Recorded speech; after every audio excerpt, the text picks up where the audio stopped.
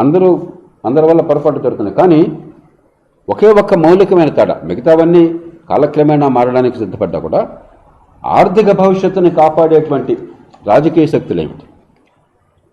పొదుపరితనాన్ని పాటించి ప్రజలకి అత్యంత మేలు చేసేవాళ్ళు ఎవరు? మన కాళ్ళ మీద మనం నిలబెట్టేవాళ్ళు ఎవరు? పెట్టుబడులు పెంచేవాళ్ళు ఎవరు? పారిశ్రామికలు జరపేవాళ్ళు ఎవరు? ఆ రకంగా చూస్తే ఇవాళ ఉన్న పరిస్థితుల్లో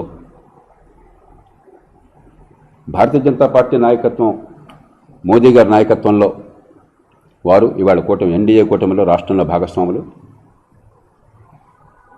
అలాగే చంద్రబాబు నాయుడు గారి నాయకత్వంలో తెలుగుదేశం పార్టీ, అలాగే జనసేన పవన్ కళ్యాణ్ గారి నాయకత్వంలో సోదరుడు జనసేన. ఈ మూడు పార్టీలు కూడా ఓ పక్కన సంక్షేమం అందాలి సామాన్యులకి, దాంతో తృప్తిపడకుండా దీర్ఘకాల భవిష్యత్తుని కాపాడాలి, ఆర్థిక ప్రగతిని పెంచాలి, పెట్టుబడులను పెంచాలి, మౌలిక సదుపాయాలు కావాలి, కొంతైనా చట్టబద్ధ పాలన తీసుకురావాలి. ఈ పూర్తిగా బడితున్నవాడిదే బర్రె, సింహాసనం కూర్చున్నవాడు ఏం చేసినా చెల్లుతుంది అన్న పద్ధతి పోవాలి అన్న దానికి ఈ ముగ్గురు కట్టుబడి ఉన్నారు.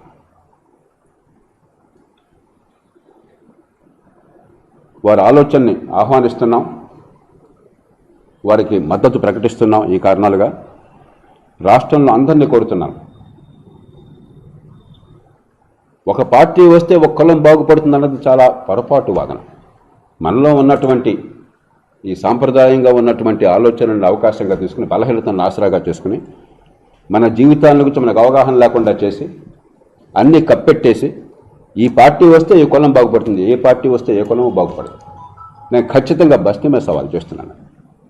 ఏ పార్టీ వచ్చినా ఏ కులమో పూర్తిగా బాగుపడదు. ఆ కులంలో కొందరు బడా కాంట్రాక్టర్లకో, కొందరు అధికారులకో, మరికొందరికో కొంచెం అధికారంలో ఉన్న వాళ్ళతో చనువు ఉండొచ్చు, లాభ నష్టాలు వాళ్ళకు ఉండొచ్చు. కానీ సామాన్య ప్రజల జీవితాల్లో కావలసింది ఎలాంటి పరిపాలన సాగుతోంది,